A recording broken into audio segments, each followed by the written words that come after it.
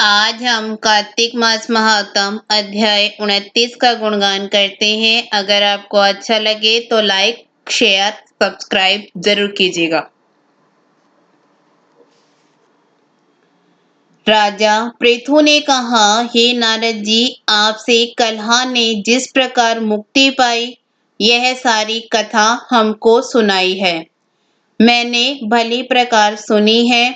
हे देव ऋषि, यह काम उन दो नदियों के प्रभाव से हुआ था।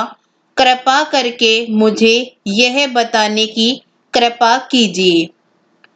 कृष्णा नदी साक्षात भगवान श्री कृष्ण चंद्र जी महाराज का शरीर और वेणी नामक नदी भगवान शंकर का शरीर है। इन दोनों नदियों के संगम का महात्म श्री ब्रह्मा जी भी वर्णन करने में असमर्थ हैं। फिर भी क्योंकि आपने पूछा है, अतः मैं आपको इनकी उत्पत्ति का वृतांत सुनाऊंगा। ध्यान से सुनो। चाक्षासु मनवंतरन के आरंभ में श्री ब्रह्मा जी ने सहा पर्वत के शिखर पर यज्ञ करने का निश्चय किया। वह सब देवताओं, भगवान विष्णु और शंकर जी यज्ञ की सामग्री लेकर उस पर्वत के शिखर पर गए। तब महर्षि भृगु आदि ऋषियों ने ब्रह्मा मुहूर्त में उन्हें दीक्षा देने का विचार किया। इसके बाद उन्होंने श्री ब्रह्मा जी की पत्नी तवरा को बुलावा भेजा। वह बड़ी आहिस्ता से आ रही थी। इसी बीच में भृगु जी ने विष्णु जी से पूछा, हे प्रभु, आपने तवरा को शीघ्रता से बुलाया था, वह क्यों नहीं आई? ब्रह्मा मुहूर्त टल गया। इस पर भगवान विष्णु ने कहा, यदि तवरा यथा समय यहाँ पर न आई तो आप गायत्री को ही स्त्री मानकर दीक्षा विधान कर दीजिएगा। क्या गायत्री पुण्य कर्म में ब्रह्मा जी की स्त्री नहीं हो सकती? नारद जी बोले, भगवान शंकर ने भी विष्णु जी की बात का समर्थन किया। यह बात सुनकर भृगु जी ने गायत्री को ही ब्रह्मा जी के दाएं ओर बिठाकर दीक्षा विधान आरंभ कर दिया।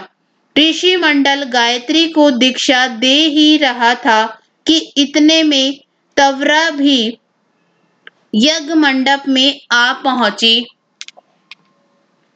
श्री ब्रह्मा जी के पास में गायत्री को देखकर ईर्ष्या से क्रोधित होकर तवरा ने कहा, जहां अपूज्यों को पूजा होती है और पूज्यों की अप्रतिष्ठा होती है, वहां पर दुर्भिक्ष, मृत्यु तथा भय तीनों अश्वमेव हुआ करते हैं। यह गायत्री जी ब्रह्मा जी की दाईं ओर तथा मेरे स्थान पर बैठी है। ये है अदृश्य बहने वाली नदी होगी। आप लोगों ने अविचार से इसे जो मेरे स्थान बिठाया है, अतः आप भी सब के सब जड़ रूप नदियां होंगे।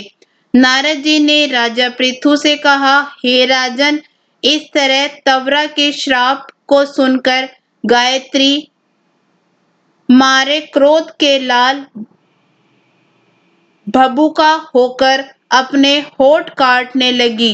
देवताओं के मना करने पर भी उसने उठकर तवरा को श्राप दे डाला। गायत्री ने कहा, ब्रह्मा जी जैसे तुम्हारे पति हैं, वैसे ही मेरे भी पति हैं। तुमने व्यर्थ ही शाप दिया है, अतः तुम भी नदी हो जाओ।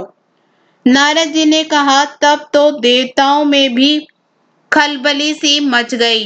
वह तवरा को दंडवत करके कहने लगे, हे देवी, तूने जो ब्रह्मा आदि सब देवताओं को शाप दिया है, इससे यदि हम सब जड़ रूप नदियां हो जाएंगे तो फिर निश्चय ही यह तीनों लोक न हो जाएंगे, क्योंकि यह शाप तुमने बिना विचार दिया। अतः तुम इसे वापस ले लो। तवरा ने कहा, हे देवतागण, आपने यज्ञ के आरंभे गणेश पूजन नहीं किया है, इसलिए यह विघ्न उपस्थित हुआ है। मेरा यह शाप कभी खाली नहीं जा सकता, इसलिए आप सब अपने अंगों से जड़ीभूत होकर अवश्यमेव नदियां बनोगे। हम दोनों सोते भी अपने अपने अंशों से पश्चिम से बहने वाली नदियां बनेंगी। नारद जी ने राजा पृथु से कहा। तवरा के यह वचन सुनकर सभी देवता, विष्णु, शंकर आदि अपने अपने अंशों से नदियां बन गए। भगवान विष्णु के अंश से कृष्णा, भगवान शंकर के अंश से वेणी तथा श्री ब्रह्मा जी के अंश से ककुदमयवती नाम वाली नदियां उत्पन्न हो गई। सभी देवताओं ने अपने अंशों को जड़ बनाकर वहीं सह पर्वत पर फेंक दिया। फिर उन लोगों के अंश अलग अलग नदियों के रूप में बहने लगे। देवताओं के अंशों से हजारों की संख्या में पश्चिम वाहिनी नदियां उत्पन्न हो गई। गायत्री और त्वरा दोनों पश्चिम वाहिनी नदियां होकर एक साथ बहने लगी। उन दोनों का नाम सावित्री पड़ा। श्री ब्रह्मा जी ने यज्ञ स्थल पर भगवान विष्णु और शंकर जी की स्थापना की। दोनों देवता महाबल तथा अतिबल के नाम से विख्यात हुए। राजन, कृष्णा और वेणी नदी की उत्पत्ति का यह वर्णन जो मनुष्य सुनेगा उसे दर्शन और स्नान का फल प्राप्त होगा। इसके साथ ही 29वां अध्याय समाप्त हुआ।